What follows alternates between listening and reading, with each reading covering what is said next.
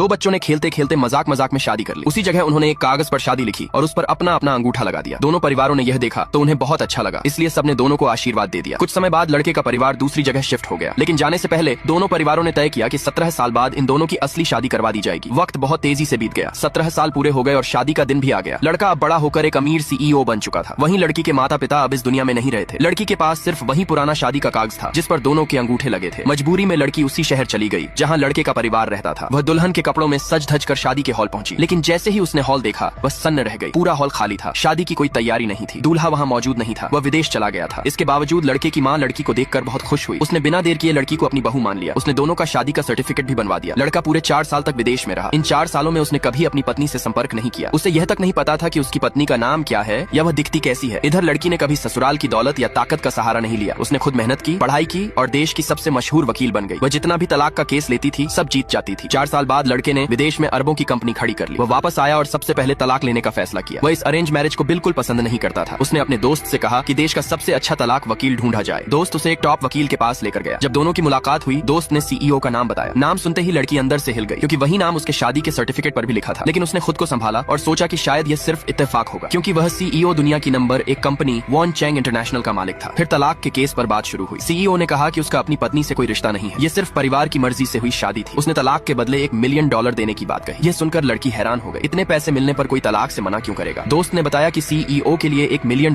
कुछ भी नहीं है। उसे डर था कि उसकी पत्नी और ज्यादा पैसे मांग सकती है। इसी बीच लड़के की माँ ने लड़की को फोन किया। उसने कहा कि उसका पति 4 साल बाद लौट आया है और अब वह चाहती है कि दोनों साथ रहें और शादी को पूरा करें। फोन रखते ही लड़की परेशान हो गई और तुरंत वहाँ से निकल गई। घर पहुँचने पर उसने अपनी माँ से मीठी बातें करनी चाहिए, लेकिन माँ ने साफ कह दिया कि 4 साल बाद अब वह सिर्फ अपनी बहू को पहचानती है, बेटे को नहीं। ये बात CEO के दिल को चुभ गई, लेकिन उसे यह पता नहीं था कि जिस औरत को वह तलाक देना चाहता है वही औरत उसे दिल से पसंद आने लगी है। उधर लड़की पहले ही उसके घर पहुँच चुकी थी। अब आगे क्या होगा जानने के लिए अगला हिस्सा जरूर देखिए।